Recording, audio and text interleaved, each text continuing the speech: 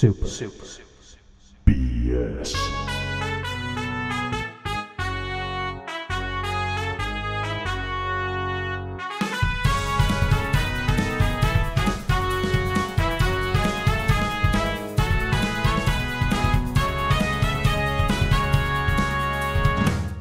Hey everyone, venture into the pop culture cosmos today, where you'll hear our conversations on different topics within the world of movies, TV, video games, comic books, technology, board gaming, and more. You'll also get a taste of some of our other shows within the cosmos as well. So come on and join us each week as we delve into the pop culture cosmos. Welcome to the pop culture cosmos.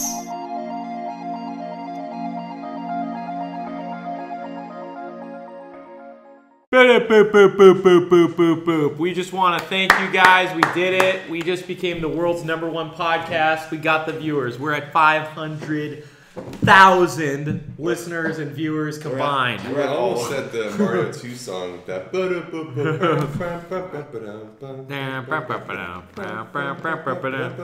And that's the type of music we're going to keep giving you now till the end of time, now that we're the world's #1 podcast. How many viewers do we have? All of them. All of the viewers on YouTube voted us #1. I mean, we have all of our own viewers. Yeah. So it's not really, it's like a it's like a political statement. Like political statement. A truth and a half-truth and then a lie all mixed into one. And that's the truth.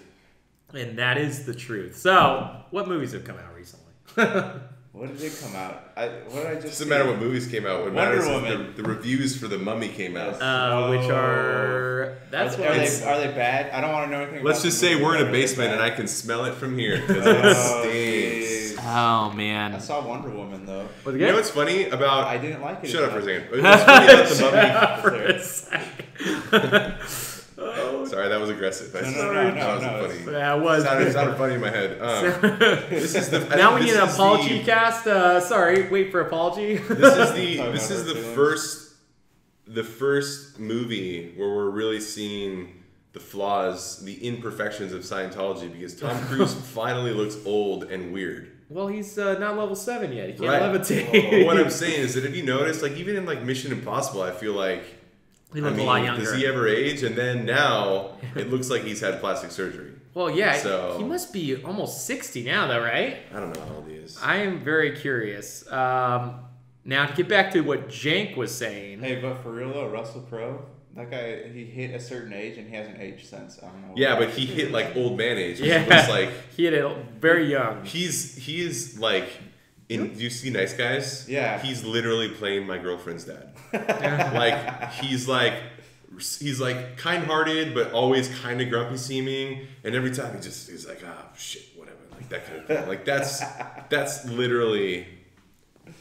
I'm trying to figure it out. Well, okay, how was Wonder Woman real quick before we get on to It was you? good, but it was overhyped. I feel.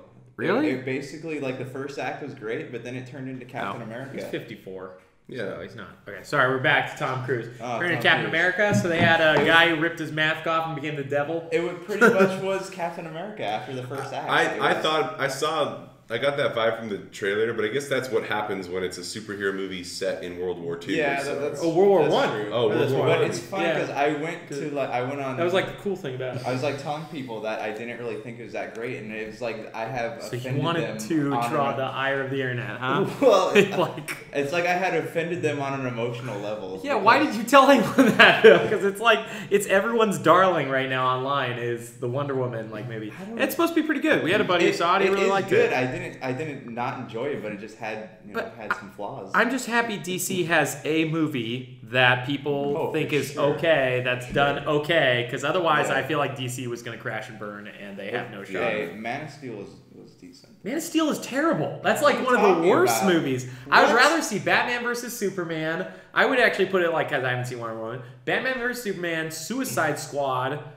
What else? What deal do they have in the DC Extended Universe? Do you guys know? That's it. What? Wonder Woman. There's. Man of Steel, Suicide Squad, Okay, and then Man of Steel, Down at the Ground for people who aren't watching us. Green Lantern. Green Lantern. That canon. I don't know if that's DCE. Are they going to get Ryan Reynolds back? That'd be awesome. I don't think they're doing a Green Lantern They anymore. should, because that was terrible. They Yeah. need a second one. I heard they have like a sequel ending to that one. Right. Obviously, no sequel. Anyways, we are a video game podcast about movies, and we don't talk about games anymore. We hate E3, and we don't even want to know about it. Welcome to Super BS, the best cooking show on the internet. Oh my god. Smack this guy. I'm Brank. Jank. Brank 2.0. And Dank. Okay, what have you been playing, Dank? Mostly Fire Emblem Echoes, Shadows of Valentia. Do you Very like long it? game. Do you like it any more than last week? Yeah, I like it more. I had my first. You like it enough to buy something for it. Yeah, I did foolishly buy the season pass. I don't know if it's foolish, but it's a very expensive It is season expensive. So the reason I did this, It's almost 50. It's more. It's 40. It's more than the game. There is a lot of content and supposedly more. But the reason I did this is because I had a balance of like $30 in my Nintendo account, and since nothing comes out for Nintendo anymore, We got 3DS, yeah. I was like, what am I ever going to use this money for? You could have bought Ever Oasis though, which looked really cool. Yeah, I mean, I can still buy whatever. it. Yeah, you can get it. You know, But that's anyway, so I've been playing that.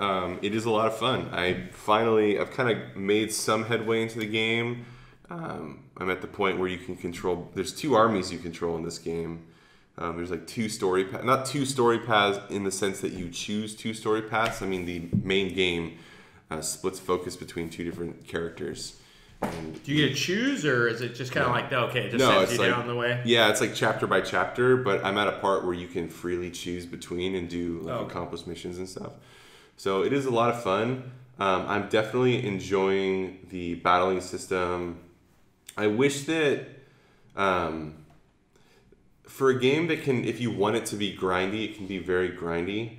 I don't really. The concept of grinding sometimes to me is baffling, where it's like, okay, I'm at your max level for each class is 20, but there's class upgrades, so you tier classes and stuff Is like it that. the same as the old ones where you want to get to 20 before you tier up so you can get all your stats? So yes and no. This is hotly debated on GameFAQs, where I frequent occasionally. I wish it was like a lesser known. It's hotly debated on YouPorn, where I go to like some like weird site. Oh, 500 listeners, please don't say that. That wasn't the site that first came to my mind. 4chan is basically a mix of GameFAQs and YouPorn, I guess. Not a porn cast. But anyway.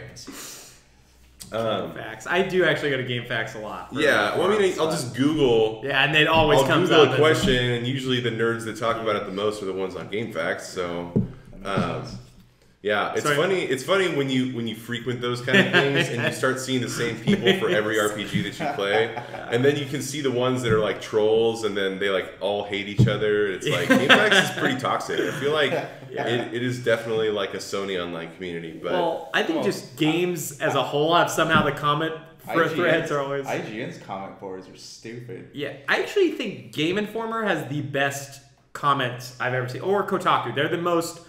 Like, they rarely fight each other. Yeah. Like, I don't always agree with them, but Yeah. at least they don't fight. It's not like, it's like infighting where it's like, well, you're dumb because this had this. Yeah. You know, there's like... There's a lot less Sony white knights on Kotaku, and I mean, even if there's definitely fanboys, there just seems to be less people that care to respond to stupid comments. Yeah. So, but yeah, IGN is my favorite. Where like every single article is somehow turned into like a Sony versus Microsoft war, console war, and you can tell that like some chubby kid on his computer is the one that's like really, he's got to be like 15. Yeah. Because you can't be a 30-year-old and be so immature. I mean, maybe you probably can. Yeah. I take that back. But you can't be so immature that you really buy into this whole like, oh man, like Sony is so great and they care about me, and Microsoft is so stupid. Yeah. All they do is give people backwards compatibility and games passes. I hate that. Right. Yeah. So but it's like you can't really look at these two businesses and think that they're anything but businesses. Well, I mean, they love us, and they would do They it. physically love us, They're but family, okay? so back to our initial Fast and point. Furious. It was about Fire Emblem. Yeah, so there is a system in place in this game. Maybe it was in the last game, I don't remember. But basically, there's a stat bump for class upgrading. Okay. So if you choose to promote your class, any stats that are not at the baseline of that class will get immediately bumped up. Oh, okay. So let's say the base class of your, I don't know these numbers for sure, so let's say the base attack power for a knight class is like 10. Okay. And your soldier that you want to upgrade has like 6 strength. He goes up to 10 then? He will go up to 10 by changing classes. Oh. So if you want to, and there's a random factor at play because there's randomness in these games. Okay, so there's so like, it'll be if you plus level level. up to 20, if you get really lucky, you might get a path of stat boosts in your leveling up that makes it worth it. Okay. But again, If you get more than that 10 though, is it worth waiting to get your soldier up till he's like the highest he can get though? And then like, cause that's how it was in the old games. I actually wouldn't mind it if it was just like, hey, you upgrade to the next class, it starts again. Yeah. But I just didn't know. Cause old game you wanted to get to 20. Right. Reset cause you get more stats. It matters in factors like, are you playing in hardcore mode? Okay. Or are you playing on hard, and are you playing without casual mode? Because obviously that means that People the risk is very high. I don't think I've heard that there's a difficulty spike in the game, but I don't know how intense it is. They don't let you pick like what mode you want, like easy, normal. They do, absolutely. but he's saying what there's I'm like saying some like is difficulty stat spike maxing. Okay. The importance of it is lost probably on the normal mode. I don't know if there's an easy mode. I don't think there is. Because again, it's a lot of grinding. The game is very notorious where it's like, all right, you're making progress to level 10, and then at level 10, like every kill is like 2 experience to 100. Oh my goodness. Unless you play in like higher end zones, and it's like. But are you at least more powerful than everything, so you can just like run through battles or no? Yeah. Okay. I can mow through things with one or two of my characters, but it's hard to really? So you don't balance. even need the whole army. So I think I've decided that I don't care about the stat maxing because one, it seems to not matter in normal mode. 2, I really want to see the like max classes, the over classes. So I'm not going to level all 3 of these to 20 just to see one more class. It's going to take hours because it's not a fast grind. Even with the grind maps, it's not fast.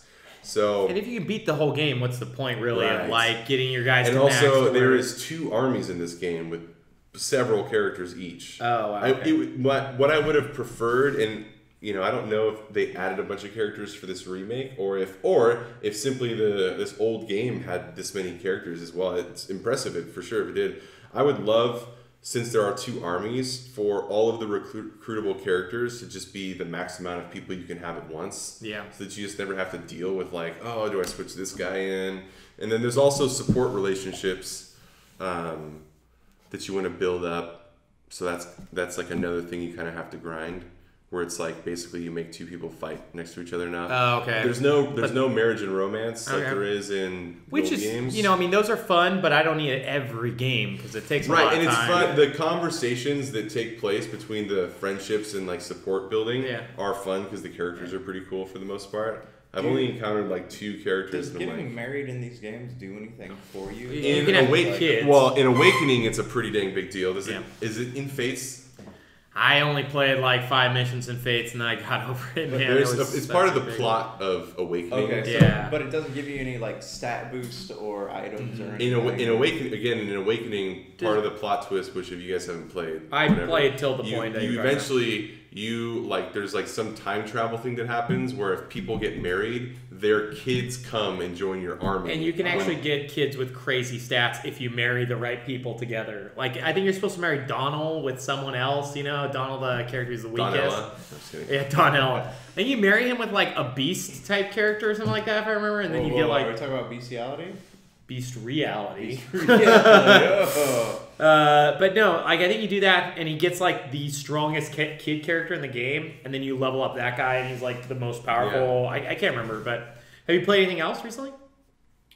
I think that is the only thing I played this week. I'm gonna skip you for a second. I have not played a ton. I just want to get that out there. I have played a lot of Rogue Legacy, which is awesome. I'm replaying through that. I have like restarted character. I think I'm level 128. So you level up quick. Every time you buy a stat, you get another level, and you can buy multiple stats every time you die. But otherwise, yeah, I've just been chilling, playing that, and then playing a little Mario Kart when I get a chance. Anything you've been playing, Jank? Who's this strange man that's interrupting us? There you go, man. No worries. I how is Mario Kart? Is it worth the I- money? Like, Well, we talked no, about why rated, yeah. we think it's not. Yeah. Because there's no unlockables. if I'm just looking for something to play on the Switch, is it? Oh, do you have a lot of the I've been- indie games or no? No, I've been. Okay, there's super lots on of the good fence indie about it. games. There's a lot of good indie games I'd get over that. Like Shovel Knight. Have you ever played that? No. That's really good. That's a great game. Okay. That's on like every console, and Switch has the best one. Shantae came out today. I'm tempted to buy it, but yeah, dancing. But Is that what that is? well, she's like No, Ashanti is a I think an R&B artist. Oh, yeah. I remember that song from when I was a kid. It's like Oh, I think you're talking because she's a belly dancer in the game. No, Shantae, no. half genie hero is like she's a half genie character. Anyways, it's like a Metroid-esque game. It seems like a Okay. platformer, but I'm tempted just to wait till next Tuesday when Nintendo will have its direct, and I'm hoping they'll at least announce something coming out that day that will be worth getting. Okay. I still, in my deepest hearts, hold the hope that they're going to do a virtual console. We'll talk about that more during the news. Why I don't think it will happen. But yeah, so what have you been playing? Oh, I haven't been playing a lot. I've been working on some other stuff, but Oh, I did go back and play. I didn't realize that I owned the Devil May Cry remaster on Xbox One, DMC or Yeah, Devil May Cry 4? Definitive Edition DMC. Oh, okay, yeah, that's a cool one. That's I hipster. like it. I don't, why Hipster did it like DMC? it dropped in price so fast? I didn't like. Well, it's because it was already on 360. I mean, why 'cause- were you like? I bought it for $10 on 360 or Yeah, $5 on. well, Did you ever play that, Rick? DMC? Yeah. No. I got it for $20 on Xbox One. I played through it in like 4 hours. It's a pretty short game. All right, yeah. I mean, it looked cool. I liked Devil May Cry 3 the most. That's like my favorite one. But did you ever play one? No, I think How do you guys play it? I jumped on at 4. 4 was not. I did not like 4. I tried a little bit of 4 and I just I thought didn't. Nero was okay as a main character. Hero. Yeah, you don't play as Dante, do you? You switch. Okay. Switch back and forth. Yeah, I think Nero's always the brother, right? No, he's not even related to Dante. Okay, because you play as a brother in 3, I think. You play as him. We just getting some sweet tunes on. But yeah, anything else though you want to talk about before we get to the news? That's it. I've been slacking on my game playing. Well, I gotta visit El Toileta, so Okay. we'll be back in a momento. Brian's got to poo everyone. Badooch. Now I actually just gotta pee. If you're tired of sifting through flea markets for rare and unique games, we can help. Retro City Games in Henderson, Nevada, only 5 minutes from the Las Vegas Strip, has all your favorite gaming staples, classics, and a wide selection of rare games with new stuff always appearing on our shelves. Come in and chat with Nicole or Doug about your love of games and watch as they help you complete your collection or find your childhood favorite. And don't forget, Retro City Games loves trade-ins. So if you have any Nintendo, Super Nintendo, Sega, Xbox, PlayStation, or even PC games, come in and visit Retro City Games today. Welcome to the new metropolis of gaming, Retro City Games. That is one of the many reasons. To what? Well, to the movie. But here, What let's. movie? To the Mummy. They're doing a mummy tie-in to the movie The Mummy. The game. A game. Oh, Coming to consoles and PC. Yeah. hard pass. The number one game I'm looking forward to this year. Mummy Demastered. Hey, Badooch, we are back, and we're here to talk about all the sweet news that came this last week in preparation for something we like to call E3. We just came up with that, TM. So, any cool news that came out this week that you guys heard about? Yeah. Let me try that again. Yeah. Yeah. Yeah, there's a lot of news this week. Exciting for me is that Radiant Historia, the remake, has been announced for a Western release. Dang you, Nintendo, bring it to 3DS! You want them to bring it to 3DS? I mean, 'Cause sorry, that's what they're Switch. doing. What was that? Sorry. Yeah, there's a list of games. Yeah, Yeah, it was, 3DS games. It Switch. was, let's see, Etrian Odyssey 5. So 5. not enough. I want Radiant Historia. What was the Jumping other at 6. game? Is it a Shin Megami game? Yeah, Shin Megami. Yeah, I don't know which one it is. It's not like the numbered ones, but it's Yeah. like a spin-off. But I'm really excited about that. I haven't really successfully gotten into a Shin Megami game, so Yeah. I probably won't get into that, nor will I probably play Etrian Odyssey. Yeah. I think I like those dungeon crawlers, but I'm just not enough into the aesthetic of those particular ones for me to want it. But Radiant Historia, I mean, I'll praise that game for all time, and then I'll travel back in time to go down the B path, praise it again, and then complete my A and B paths. Praise you. And then have my final path and praise it. Praise it more. Praise it more. So A lot of praise I gotta praise that. You know what's funny? If they release those games at the same time on Switch, I bet they would sell innumerable copies because there's 3 million Switch owners now, and like 5 games, 5 actual retail realistically, games, they should have asked it to be built, because it's clearly the game is not built for a Switch, because it is a 2-screen game, so they would have to redo it. They'd have to redo some of it, but I think like most of the stat screens and stuff, like the bottom screen stuff. I mean, the fighting, it could be done. Yeah. They would have to do it it on the side or something like that. If that game was, there's like a handful of games, like if that game was coming out to Switch, I would buy it. And Secret of Mana Collection, which just came out in Japan, if that was coming out, that'd be awesome. If they were going to give us that one, but they won't translate Secret Identity 3. Yeah, it's so cool though. How do they decide what games to bring over here and what games to not? For that one, I think it's just they're not translated, so they're not, or one of the games isn't translated. Just don't so want to put money into translating. They don't even have to put money. They could probably just ask the fan translation guy if they could use his translation. He'd probably say yes, would be my guess. Yeah. A lot of people just do it because they love the games anyways. They just probably don't want to do any of the work. So the work would be. I don't know if there was ever an official translation for that one, because a lot of those games that don't make it over here, like from the old RPGs, like the Super Nintendo, Ray Nintendo, a lot of them were like, it's been translated, we just didn't release it. Yeah. So like I think that's what happened with Mother, right? So they just sit on it. Why?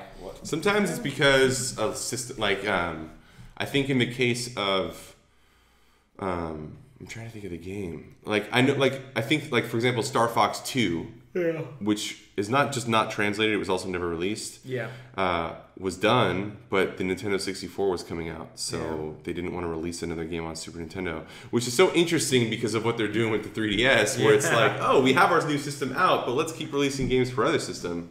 Yeah, it's so frustrating. That's actually pretty fascinating when you think about that. It's a huge change of philosophy. And what Dank's talking about real quick to fill up everyone in is there was a Pokemon Direct this last week, and not only were there the 3DS RPGs that we just mentioned, but everybody was waiting for it. It finally happened. Pokemon's coming to Switch. The crowd was going wild.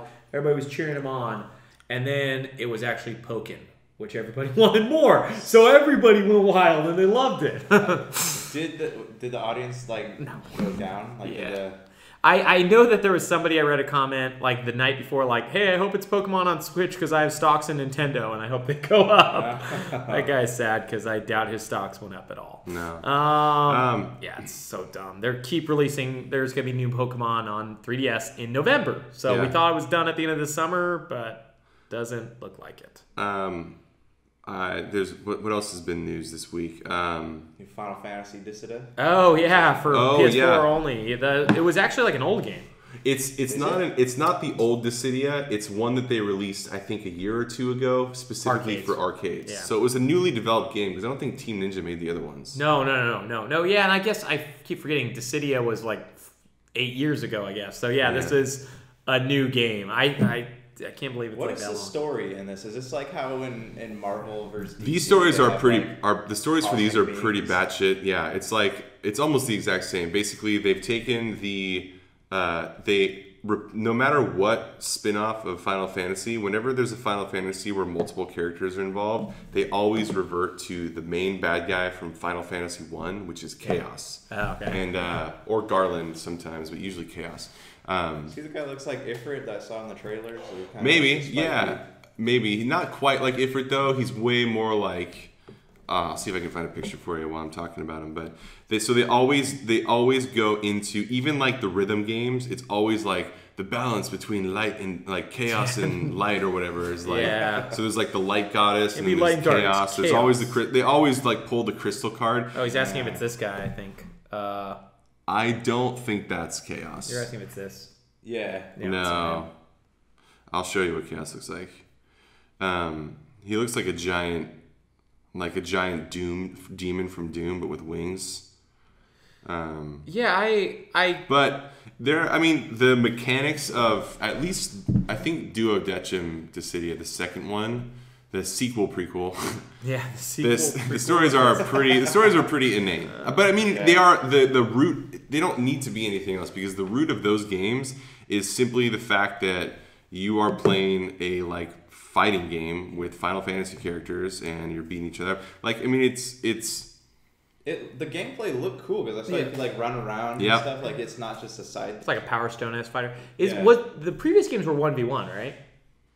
I think it was you played one guy because I only played the first one. That was 1v1. I never played Duodecim or whatever. I don't remember. It's been this years. One's a 3v3, which is very different. Like this is like Marvel vs. Capcom 3. Yeah, but in Marvel vs. Capcom 3, it's not 3v3 at the same time. I don't know if this is 3v3 at the same time either. Isn't it like a tag team 3v3? Maybe. I don't know. I didn't really read on it.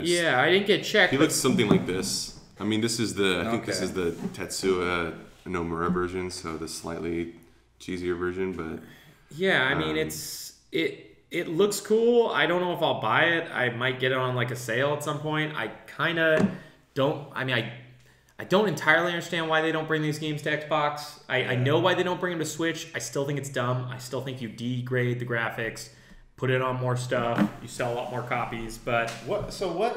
What sold more though? Like Final Fantasy 15 on Xbox or on Sony? I assume the PlayStation one, just because they have 60 million consoles out there.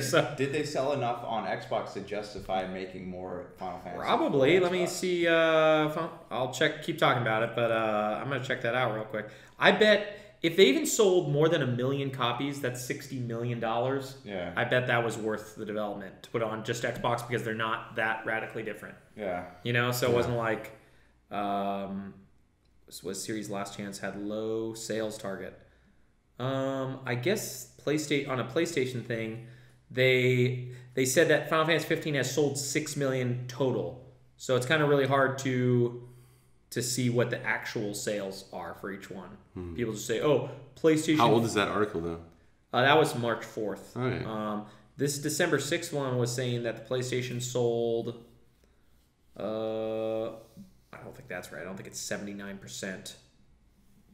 I wouldn't disbelieve but that. But that's entirely. UK, so that's not all. So Dissidia though, is it worth playing? Worth me buying? Yeah, if you have a PlayStation 4, I mean, you can wait for any one of the 3 games that Sony continually announces at E3 to come out someday. But speaking of E3, did you know? But yeah, I would say Dissidia is a fun time. Yeah. I love mostly. I think Final Fantasy Explorers, which I recently played, is probably the most disappointing Final Fantasy spinoff I've ever played. Okay.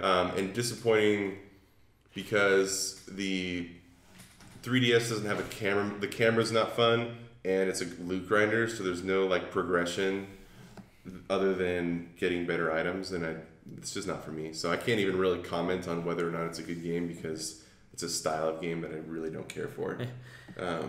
To real quick go back to Final Fantasy 15 sales and to GameFAQs earlier, I ended up on a GameFAQs article to find the sale. And it says, a guy wrote something that was worth sharing where it says, breaking news, JRPG game sells better on a Japanese console with a 2-to-1 install base than a console with 0 Japanese presence. And then he wrote at the end, goes back to enjoying Final Fantasy 15 on Xbox One. So there's a lot of people who got it. Like, I think they're going to keep Kingdom Hearts 3 coming to Xbox One.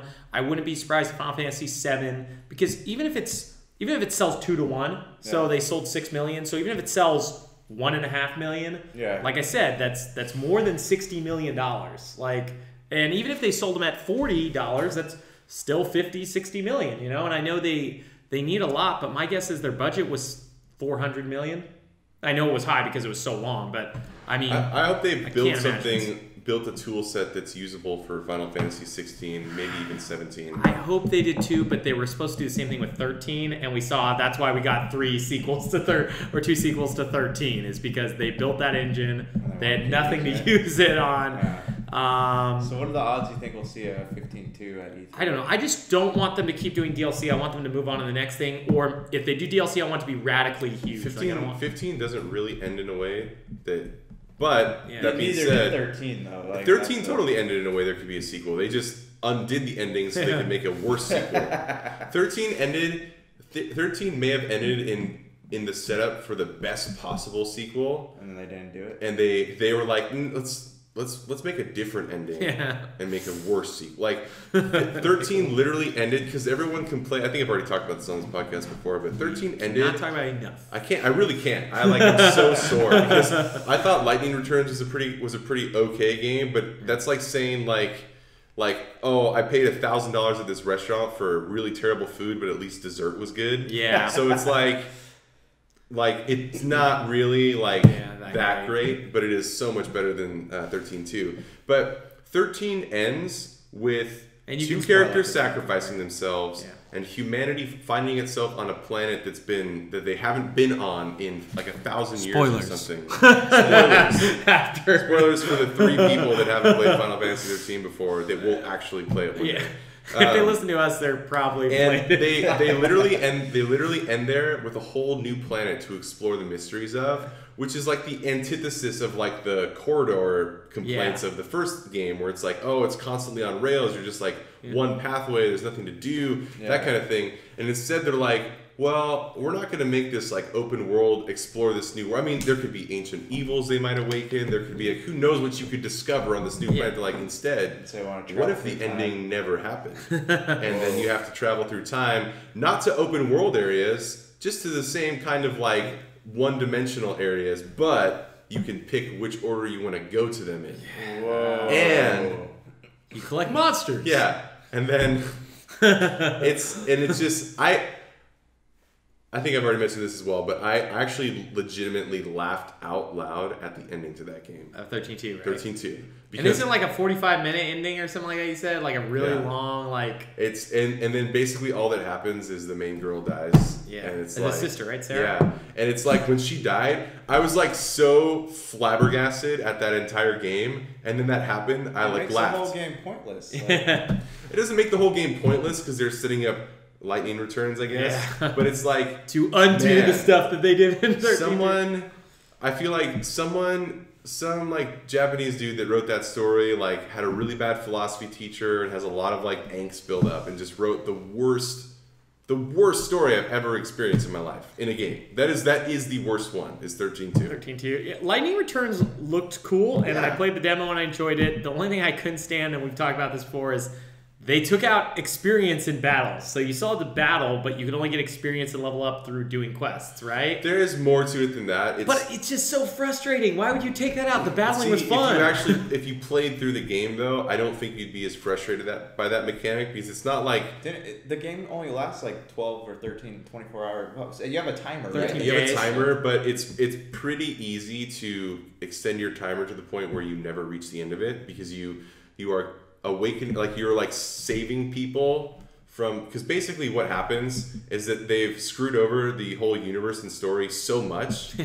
So much. Is it like everyone evil now or something like that? It's so funny because what happens when Sarah dies is this thing called chaos takes over. Oh, and back to chaos. Yeah, and so it's like now it all ties together. And they oh man, it's so crazy. But I gotta stop laughing for a second about it. But again, there's like pretty cool lore there with like the gods and like this cybernetic moon planet that humanity lives on, and then this giant like 20 times the size planet that no one's lived on forever, or there's like few inhabitants or something like that. And there's like, is that Pulse? Yeah, that's Grand Pulse and stuff. It's like there's so much set up, and instead they're like, well, we screwed all this up because the universe is going to collapse with chaos. So Lightning now has to go and save people that are her friends from dying, from being lost to chaos forever. So she has to save their souls because everyone's part of making chaos worse and worse. But everything is like in some crazy Alice in Wonderland world where it's like things are not connected. Everything's divided by darkness. You have to like travel to places and save people, like literally completing a quest, like someone is saved and then they like disappear or something, or they don't disappear, I forget, it doesn't matter. But all of that is to save people for the end of the game when you basically reboot the entire universe and then it just turns into like the normal world. Yeah. Like the ending of the game is Lightning boarding a train to go visit her sister. Like in regular, like they wanted, you know what they wanted is because there was that phase where like high fashion was using lightning as like a 3D the Louis model. Vuitton. So that's what they did. It's like she gets on a train with her like Louis Vuitton clothes and is like, things are different now. Like it's the normal world, so I don't have superpowers and I have to charge my iPhone and like it's not that, but it's basically like the world is rebooted without any fantasy or science fiction elements, so it's just mundane. And hooray! We took out everything. Man, they should go back and retcon their 13 too. Yeah, well, we'll get a reboot of 13, the whole series. Final Fantasy announces instead of 16, they're going to redo 13. 13 I would get behind a redone 13-2 with the actual sequel that they should have made. And I know that some nerds. What would they call it? I've read nerds before talk about how like, oh, if you read the index or what's it called? Codex. Okay. There's like tons of things about how in order to have saved everyone in 13, this goddess had to like break some universal law, and that's why chaos is breaking it. It's like, but you know what? You could just, the guy that made up the world just go, oh, that's not true. Like, I mean, that's what they did with everything else. So it's like, oh no, she just saved everyone because she's a goddess. Like, it's all good. And then now explore this world, Well, maybe awaken some ancient power where some dickhole human is like, I'm gonna control this and I'm gonna control humanity on this new. There's like so many things they could do with an open world exploring the world game. But they didn't want to do that. No, they didn't want to do that. So speaking of chaos, we're about to come on to the most chaotic time in history for gamers. We are 3 days away. 3 days? Press conferences start on Sunday. Saturday. Saturday is E3's like E3 Play. Yeah. Or E3. EA. Sorry. Yeah, EA has a thing. But on it's Saturday. called, they don't do press conferences anymore. So it's just like a play. So we've kind of talked about what we want to see from Microsoft and Sony and Nintendo. What do you guys want to see from Bethesda? They're the first non-console maker. They're Sunday night. Do you know what I could get behind on Bethesda? New Elder Scrolls. Elder Scrolls Online for the Switch. Why? I don't know. You could just play that. I mean, not that I'm against that. I want any games to come to the Switch. Like, all go, but I own it. I'm not going to play it, so I guess I could do it. I don't know. Have you played that game? No. Okay, what? I don't want to spend this time ranting on it. Play it. Okay. They have lots of free play weekends. Just try it out. Okay. They added classes to the game.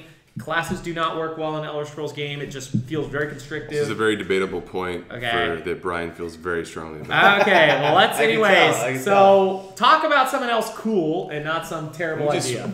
Let me just sidetrack really fast. I want to make clear my reason for such unending passion and anger towards the 13 trilogy is because I was pretty frustrated with Square after 12 because of the way they treated its initial director and the changes they made.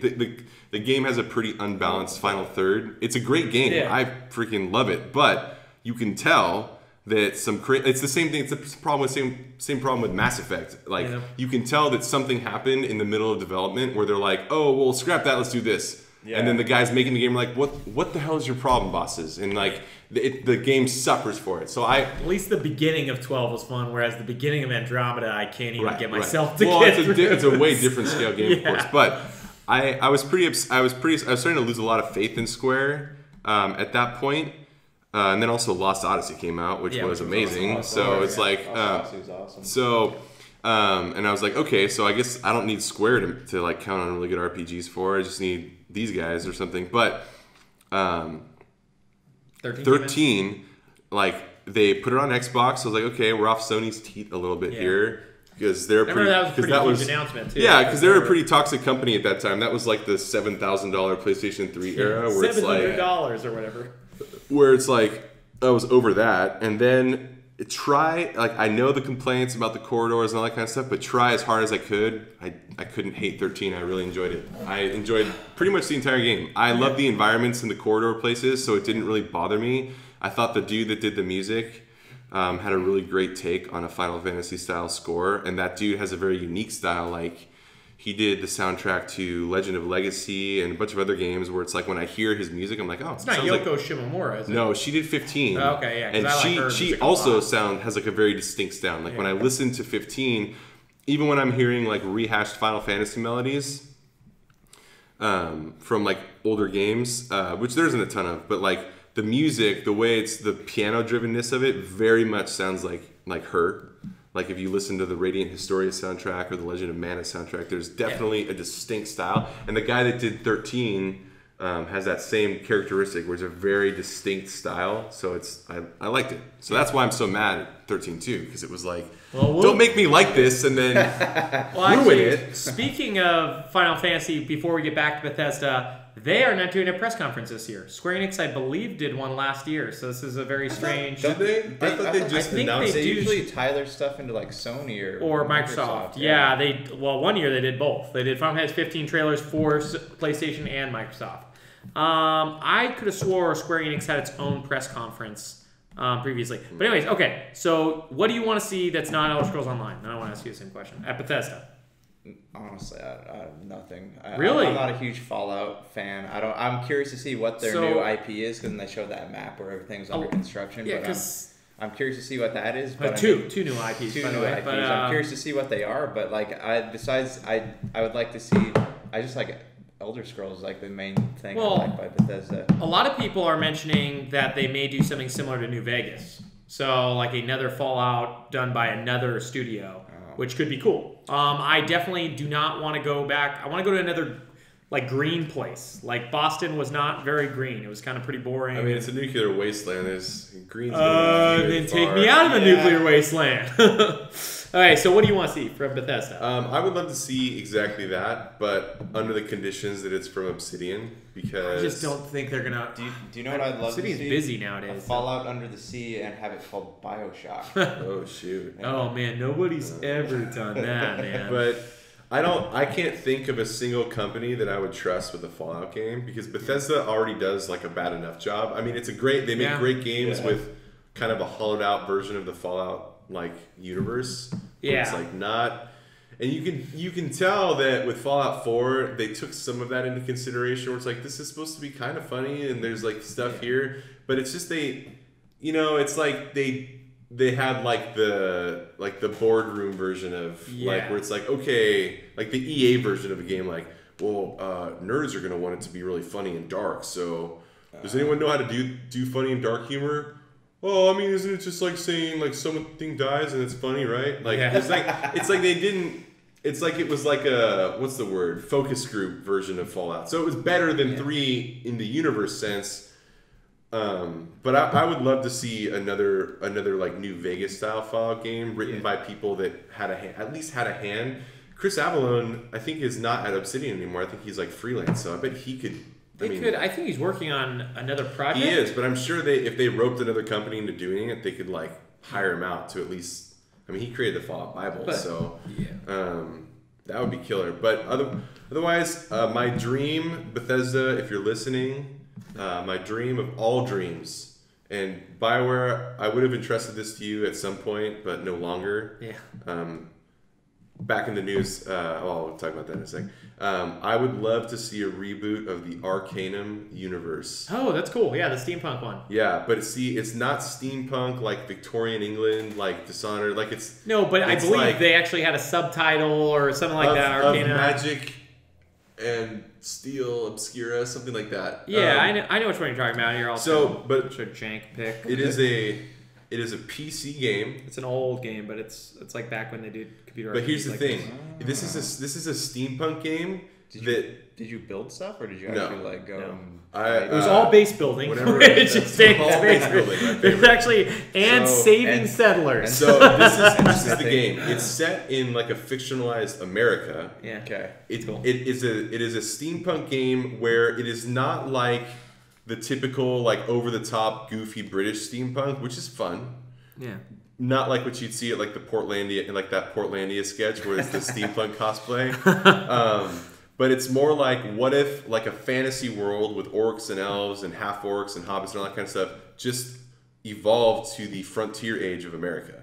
Yeah. So it's like there's orcs, there's a bunch of races to choose from. It is in the frontier, so if you wander in the forest, you might get attacked by wolves. There is trains. There is like pistols. There is a battle between magic and technology, of course. The music is all string quartet, written by this dude Ben something, and it's one of the best video game scores to this day. I would say it's undebatable if you've actually heard it. It's amazing. All right. Ben Houge. Ben Houge. Or Huge or whatever it's. It has one of the best, like, it's just some of the best, most somber, like, musical themes. It's so good.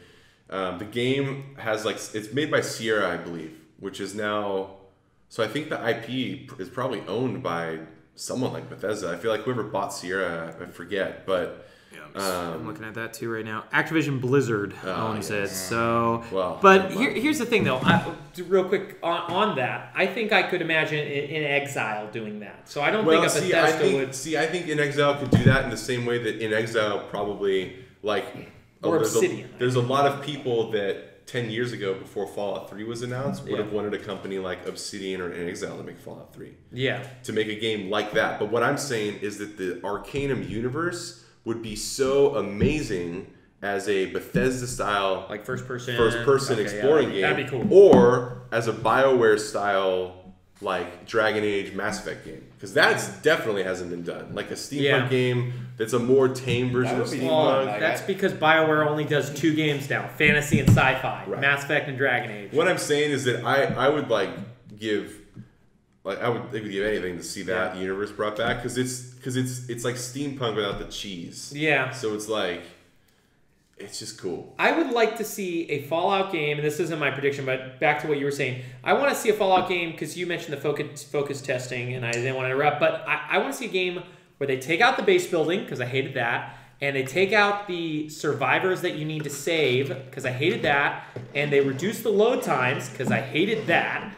And then I would love that game. Because I liked Fallout 4 for 20 hours, but after that, I just got so sick of waiting a minute and a half to load, because I had to go to this place to save these people who kept dying, because I didn't have the resources to build up enough machine guns to go save them always. As an aside, because I know the Arcanum thing wouldn't happen, the reason why I think it could is because of Fallout. I mean, specifically. Like, that's a universe, not obscure, but and we've seen games like Torment. Yeah. So we've seen bringing stuff back from the past these old IPs that are actually great. But my actual aside is that I'm ready for Elder Scrolls 6. Yeah. So I don't think we're going to see that this year, and I hope they do not announce it unless it's coming out this year. Yeah. Like there's so many games right now where it's like Shenmue 3, if you guys just read, that was delayed to next year. Not that I was super excited. That's what Sony does. But and that's what Sony does. And I'm sick of that. Stop showing me games if they're nowhere near done. Like I don't need to be on a hype train for 15 months, you know? Like, I mean,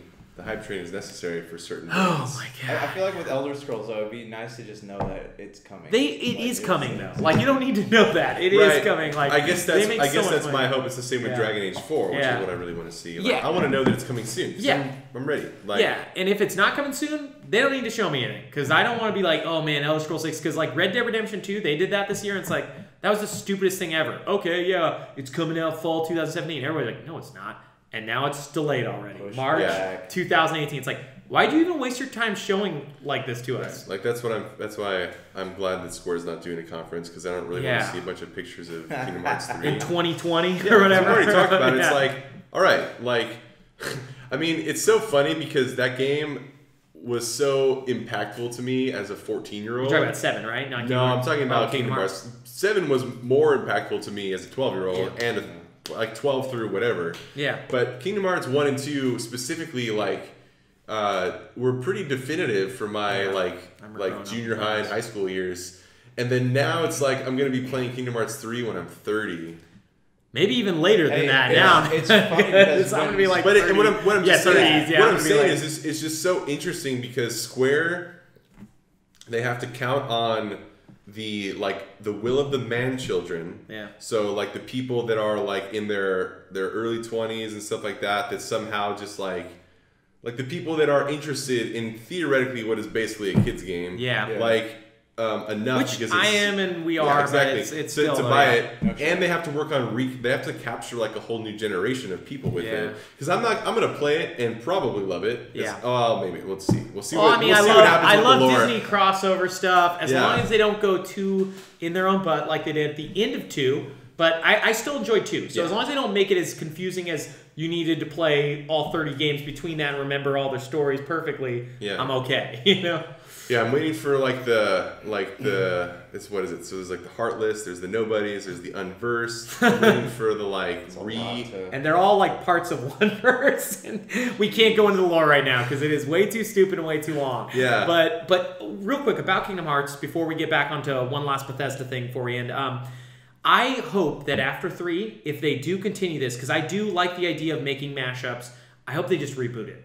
I don't need any more Sora story. I don't even want the same any stories in there. I want it like totally thrown out. Even if they make it just instead of going to different worlds, you go to one giant world that has different zones that have different Disney things. Yeah, that's cool.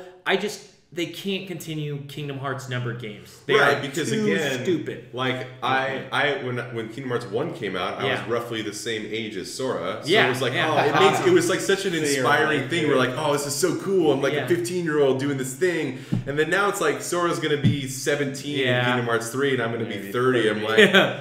I don't. And plus, there are some people like in some of Square's games, like they have kids who are old enough to play these games by the time the development cycle's over. Yeah, right. I mean, that's why. I honestly think that's a huge part of. I mean, you could talk about the degradation of quality, but I think in the U.S., I think that's a huge reason why a lot of the like the Bethesda style RPGs, the BioWare style RPGs, those kind of things took such a huge leap over like the JRPGs. Yeah. Because it's like everyone that grew up loving those games also got older. It's like, I don't care to play like an annoying 18-year-old again. Like I'm not, it's like... And the Amnesiac, like every JRPG did for like 30 years, like, oh, you're the Amnesiac. Every non-Square is pretty good at not having too many Amnesiacs. They had a few, but it wasn't like super bad. I almost would rather have the story where you don't even know anything and they don't ever address the character as amnesiac than just like have another amnesiac. I mean, even Lost Odyssey is technically an amnesiac. Yeah, but that was a good. But see, he's like a grizzled dude. He's got to be in his 30s. Like, and it was a twist. He was immortal. They handled it well. Yeah, right. Well, it wasn't just wake up on. You're not playing a kid, so it's like.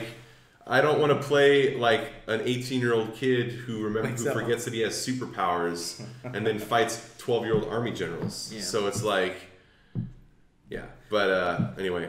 So we only have about 15 minutes. I want to do real quick predictions this time instead of what we want to see. I want to go through each of the press conferences. We each make 2 to 3 predictions, okay? Just like quick stuff. So Bethesda, tell me what you expect them to do. What I expect them? They'll do something related to Fallout. Okay. And they'll talk about their new IPs and maybe, if we're lucky, something related to Elder Scrolls, whether it's online or a numbered. Okay. I'm expecting from Bethesda new Wolfenstein. It's been long enough. I heard the last one did well. Dishonored 2 DLC. And 1 new IP announcement. I don't know if anything else. I thought there were supposed to be 2 IP announcements. There's 2 IPs in there under construction. I don't know if we're going to get both. Because there's also, I don't want to say more, but Evil Within is supposed to maybe be there as well. Have they bought any more studios? I don't know. I don't know. They're not like publicly. So they might have built their own, Yeah, Bring 2. Bring 2. So what do you think? Like just a couple things. Even if the same as what we think. Yeah, like, I basically agree. New Wolfenstein. Yeah. I would be surprised if Evil Within, now that you mention it, wasn't... That might be done. It might be like here this year for all we know. Yeah.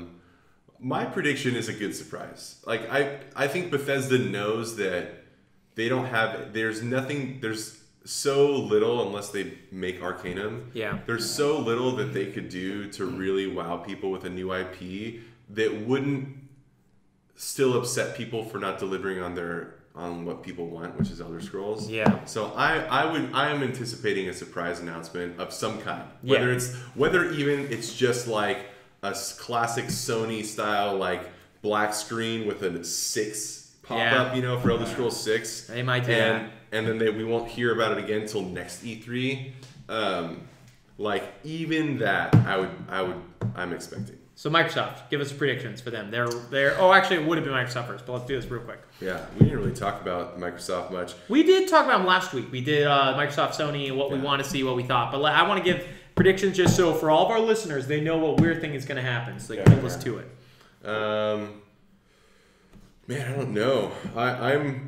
I'm cautiously worried and optimistic, I guess, for Microsoft. There's obviously they have made an attempt to have some measure of like success, like interesting E3s. Yeah. I would be surprised. Or we're obviously going to hear a lot about Scorpio. Yeah. Okay. But So that's one. I don't really want to hear a lot about a new system if there's not going to be new games for it. So, yeah. Phil Spencer has reiterated that he knows that they need to start building their library. Like they need freaking games. Yeah. So if they don't have like a very games focused E3, it's gonna be a pretty big blow and a bummer. I think that the problem with Microsoft is that they announced a lot of really interesting and like forward looking ideas, but people don't really want them because Sony's pretty regressive and that's what they want. So it's like... So your prediction is Scorpio and then... Scorpio, augmented reality. Okay. And hopefully games. Games. What, any game in mind that you're predicting they'll announce? No, but if I'm wishing, it's going to be a new Mistwalker game. Okay. My predictions are Sea of Thieves this year. Okay. Crackdown 3 this year. And I don't really care about State of Decay, but State of Decay this year. State of Decay 2, I mean. What about you? I know Scorpio, augmented reality. I'm going to say Crackdown this year. I don't know about Sea of Thieves. You don't think Sea of I don't Thieves? think It's Sea of been in the Thieves will burner come for out. 3 years. Oh, my prediction. Yeah. Fable and Scalebound Reborn. You think so? They Okay, renewed let's do their it. trademark, number one. I was about to go there too. You guys are playing with fire, I'm okay? thinking When there's all of gonna our be viewers listen. some kind of Fable announcement. Here's my unfortunate prediction. Yeah. My unfortunate prediction is that Scalebound Reborn is gonna, or whatever it is not gonna be made by Platinum. Okay. Oh, by somebody else. They're taking the IP and Back. the base game and transferring it. That I think is a terrible idea. But because I mean that's like Square Enix had to do that recently with Final Fantasy as well. And it might be a better idea to save them millions of dollars if Platinum never finishes their game. The problem is that Platinum is a very unique studio. And that in they have a B and an A team, but yeah, they do have teams. But what I'm saying is that Platinum in the studio itself is a studio that people expect interesting from. Yeah, and so like if Square told me they shuffled around the team for Final Fantasy or something like that, I'd be like whatever. Like they're like such a big company, who cares? Right. But like if I was told that like Scalebound was moving from Platinum to just like some team that Microsoft owns, Platinum has a unique vision, a unique voice, unique people there, and they've established that through their track record. Even with their lesser good, like they're not as great games. Well, they have some bad ones too, like Legend of Korra, but exactly. There's still something going on. There's still something in their water that makes them Platinum. You're a Japanese company. They do have cool a and unique reputation things too. Yeah. Hey, so those are yours. Let's get to Sony. What do you think for Sony? I think they're the next. God of War for sure. We'll skip Devolver. I don't even think you guys know much about Devolver. I think that if they bring back Fable. Okay. So for Microsoft. Yeah, I think if they bring back Fable, okay, then it's going to be it'll obviously be a new studio. Okay. I think they probably closed Lionhead for the same. They probably got all the good people. Well, that's what I'm saying. I think they probably evaluated like, okay, most of the good people are gone. Yeah. Most of the vision of Lionhead is gone. Now it's kind of like Rare, it's like a shell company, and they know like how valuable Fable is, like, right? But so that's kind of the bit where it's like Lionhead is a name, just like my analogy again is always back to music, where it's like if Apple Records decided to make a new Beatles album, but there's no Beatles on it, it's like that's kind of the mentality we have with games a lot of times, where it's like, oh, like. This company is going to make a new Fable game, even though it's not any of the same people. I mean, this is why Mass Effect is dumb, or is bad, because I just read that huge article that Jason Schreier wrote about the development of Andromeda, and it was clearly like it's made by the B team that had no experience on Mass Effect. They brought in a guy that made Spider-Man games to lead it. Yeah. This is why Mass Effect Andromeda was bad. BioWare is only as good as the people that make up BioWare. So my thought is that they probably have a first-person studio that they've cooked up or a first-party studio that cooked up with Fable veterans, or at least more talented people than what was left at Lionhead. Right. That'd be cool. So actually, it's Ubisoft next. So give us a couple predictions. Assassin's Creed, Far Cry. Yeah. I'm not predicting anything new from them. I think that's going to be there too. And they're already announced for October, so same predictions.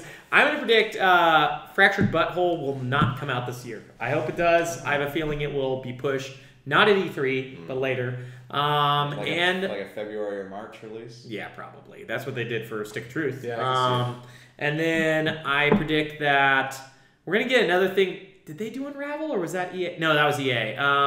We're going to get something else like Grow Home, which they did. Like a small indie game that they make that's like $10.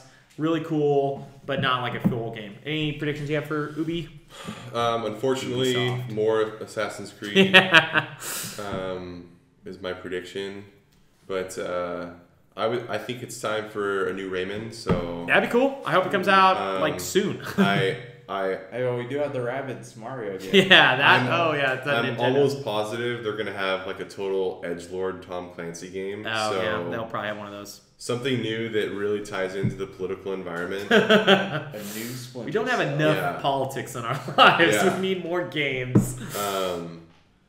And then I'm predicting, obviously, there's Far Cry 5, which is exciting. Yeah, that's cool. I would love for them to say, hey, I know that we have really miffed Assassin's Creed, so that whole Assassin's Creed Egypt was a lie. We're actually making a sequel to the really awesome cel-shaded Prince of Persia, which is better. That'd be cool. Oh.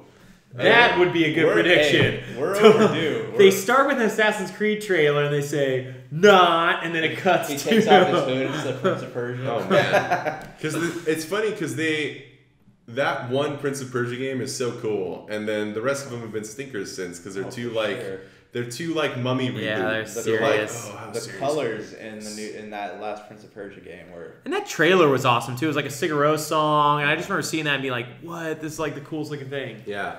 Let's see, I'm trying to think. I had another prediction for Ubisoft. That was Tom Clancy game. Rabbits. More rabbits. Beyond Good and Evil, maybe? Oh, they already announced that that's never gonna happen. Okay. At least not this E3. I mean, Maybe. I don't know. I don't know. I don't understand what the holdup is with that game. I mean, is it like Michael Michel Ancel or whatever his name is? Unless they've literally they're like only one man can work on this game. Yeah. Maybe he's part owner or something like that. Maybe he owns the rights to the game, so he won't let them do it without him. Yeah, I don't know. I don't really know what it is. I mean, it's such like a fan. It's so clamored for, but Ubisoft is like on its way to become EA Activision. Yeah. Style, so we're getting there. You know. What do you predict for Sony? I predict more games that aren't ever going to come out anytime soon. No release dates. I predict the internet having multiple orgasms. They won all E3s for the history of time. Yeah. I do predict for them, God of War will come out. So here's what's going to happen. Microsoft's going to be like, hey, you can return digital games. Yeah. How convenient is that? Yeah. And then Sony's going to be like, we think we only sell digital games that are good enough to keep. And they're going to be like, oh, man. Yeah, why would I ever want to be able to return this stuff? Why would I ever want to, like, something super aggressive? But yeah, I think we'll see whatever games they announce that haven't come out that they've been re-announcing for years. I'm sure we'll see like a remake of them, like that. What's that dungeon one, Down or something? Oh, Deep Down, Down. Capcom game. Yeah. That's Dragon's Dogma. I'm sure we will see like a completely redone version of that first game. Yeah, it might just be in the hole. I think it's out in Japan, so I don't know if it will ever come out here. Oh, it is? I think so. I thought that game never came out. I'm not sure. But okay, so I'm thinking they're going to release one game this fall. I'm hoping it's God of War. It does seem too soon for that, but their other options are really bad. I think, like you said, I think we're going to see they're all their same games, no release dates. And I think we're going to see... I don't think we're going to see any VR stuff, or if so, one game most. And I don't think we're going to see any Vita stuff besides just the guy coming out and saying, like, this indie game will also be on Vita. Yeah, like he does. Deep Down's not out. Oh, really? Yeah. Okay. Well, whatever. They're going to do the same thing they've been doing the last few E3s. I'm hoping I'm wrong, but those are my predictions, that they will not do anything Think really, we'll see PlayStation Move? What do you mean? Oh, you mean the VR stuff? Oh, my goodness. So what's your predictions for Sony? God of War. I want to see more of that. What was that zombie game that they showed Days us? Gone? Days Gone. But your prediction is to see God of War, for it to get a release date, or what? They'll give it a release date. Okay. For fall. I'm predicting. Okay, and then what else? We'll see Days Gone. Hopefully a fall release date. Okay. We'll see some sort of VR something. I think we'll see a game. And I think Sony's going to get some kind of console exclusivity. Yeah, of course they're going to do that. For every big game, they'll be like, Red Dead Redemption will only have multiplayer on PS for 1 month. And I'm predicting during the Sony conference, they will show the Final Fantasy VII Remake at some point. You're probably right. Again, another stupid thing. Okay, so Nintendo, go. Give us 3 predictions. Super Mario Odyssey, they'll update us at least. Because that's coming out this year. We already know. Okay, prediction. The Rabbids game. Okay, yeah, we know that. Yeah. Playing it real safe, huh? I don't want to predict anything from Nintendo because I don't know what to think. Like I'm just making predictions, and then Zelda DLC. Yeah, all of those are confirmed. Okay. Yes. I predict we will get a surprise announcement. I'm hoping it's either the Virtual Console or Pokemon Stars, but I think we will see one of those as like a big, it's a big surprise. I predict that we're going to see Xenoblade Chronicles 2. I have a feeling it will be postponed to next year. And I have a feeling I predict also we will see at least 2 more Wii U games being remastered for the Switch. Maybe Smash, maybe Mario Maker. Do you think I'm hoping Tokyo Mirage or Donkey Kong. Do you think they'll date the Elder Scrolls Switch? Oh, Skyrim. Yeah. Well, yeah, here you can predict that if you want, but that's for sure. That's going to come out this fall, I think. What do you think for Nintendo? I predict a new set of games only for the Game Boy Advance. Yeah, just bring it back. Makes sense. The games that people want too. I predict. No, I don't know what I really predict. Nintendo. I mean, this is the thing. Wild card. They're in a lot of ways they're all wild cards because Sony doesn't have to do anything for them to be loved. Yeah. Microsoft really keep a blank stage. Microsoft has just such a hard time actually doing what it already knows it needs to do. Yeah. And then Nintendo doesn't know anything about anything. So it's like all I really want to see are good games that are convenient for me to play. Like this is why I don't PC game because like I freaking don't have the bandwidth to just like dial in the settings all the time. So I'm not interested. So it's like put a game in and play it. It's like I haven't been in the only Sony exclusive game that has looked remotely appealing to me in the last 10 years has been Horizon Zero Dawn. So yeah, that's cool. I don't like Walking Dead, so Last of Us did nothing for me. I don't like Indiana Jones, so Uncharted looks stupid to me. I love Indiana Jones. I do like Indiana Jones. But I can understand not wanting to play Uncharted. But I do love Indiana Jones. This is true. I should take that back. I do like Indiana Jones. Yeah. I don't think Uncharted looks fun at all. It's including Kingdom of the Crystal Skull. Primarily Kingdom of the Crystal Skull. I mean, I didn't think the series really hit its stride until Kingdom of the Crystal Skull. So if Sony announces a bunch of great games that are interesting to me that aren't going to be like indie games that I will eventually be able to get somewhere else. Yeah. Like they finally all their exclusivity deals ended, so Xbox just got like Enter the Gungeon. I forgot what else, but like Moon Hunters, that Square Enix game, that's on Xbox now. Like a bunch of games that's I think Sony had like exclusive indie rights for a while. Just all got finally ended. It's like that kind of stuff doesn't really sell for me anymore because I know I can if I just wait it out, I'll get to play it somewhere else. Except for Supergiant, they don't ever want to bring Transistor over, and Fire comes out Sony exclusively, and I don't understand that, but whatever. Supergiant is such a massive one-hit wonder where it's just like... It's like Bastion was so good, it was on 360, that's actually where it came out first, it's like, nah, let's never do that again. Yeah. But so if they announce a bunch of cool new IPs that are interesting to me that don't look like they are like an angsty anime or a fan servicey game, like I'll be in. If they announce something for Vita, they're like, hey, you know what, guys? Vita, we love it again. So well, that's what that guy always comes out and says, and then he announces like 2 games that are 50 years old on it. Right. This is also coming out on Vita. Hey, but we didn't even talk about the Sony exec that said.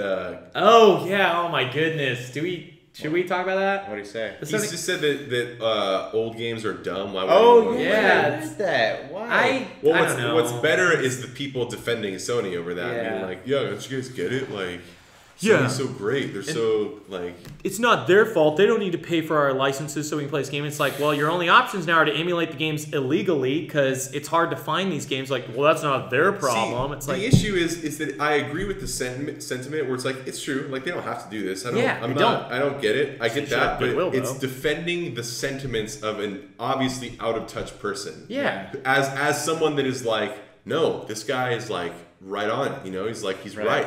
Old games are stupid because out with the old, in with the new. What I'd love to see those people explain then is why Sony sells them on their previous console. You can buy them, and it's like all people really want Sony to do is just make it so you can play those games you've already purchased on PS3, on PS4. I don't think they so much care about having remasters as much as they want to be able to just play their old games. Yeah, the games that we just bought on PS3 and Vita, like just give us those games. Like, no, Sony doesn't need to do that. It's like, well, they sold them to us like 3 years ago, so why can't they? You know, like. But yeah. But do you have any predictions for Nintendo? I'm predicting that we are gonna see Metroid. Star Fox. I'm predicting maybe a new Donkey Kong Country. Or, that could be cool. Or that I'm dreaming at least of a new Donkey Kong Country. That could be what Retro's working on. That's like the best thing that Nintendo's done in the last 10 years. I feel Donkey like Kong Country series. The return because they did them right. They had the right people. They had the right music people. None of that dorky like stuff from. You know, like Jungle Beat and stuff. Like, do you think? Yeah, actually, that game is so much fun, though. Did you ever play it where you play with the bongos and you do platforming? It is so much fun. The British-made Donkey Kong Country games 1, 2, and 3. They just have such like a weird mood to them. Yeah, it's so they're really cool. And they just took it and made it too cartoony. And it's like, I like Donkey Kong Country Returns because it at least attempts to get back to that kind of weird, serious vibe for such a colorful game about monkeys. I don't know. Something about it. Do you think that we'll ever see another Diddy Kong Racing? No.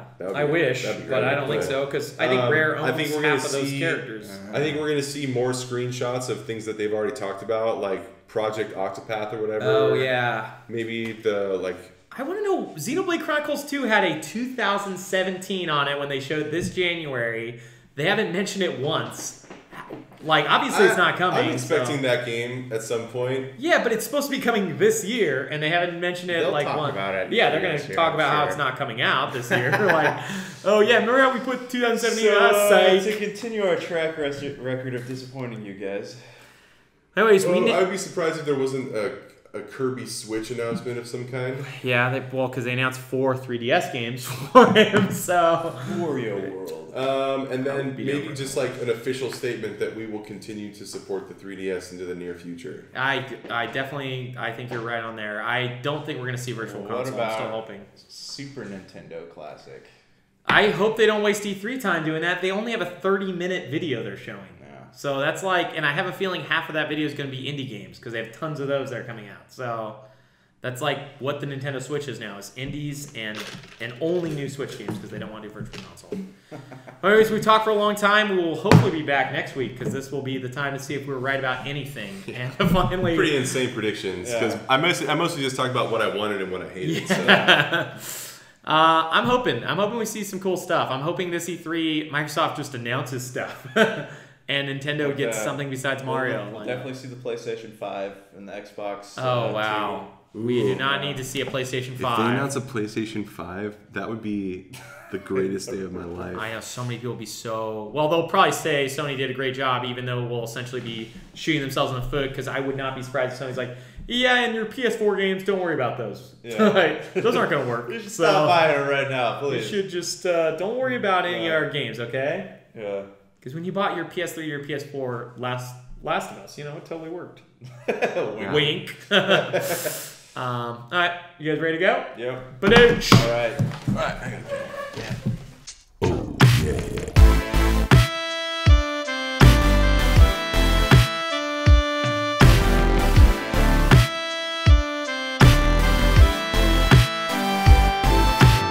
That's to us people that can feel things. It hurts.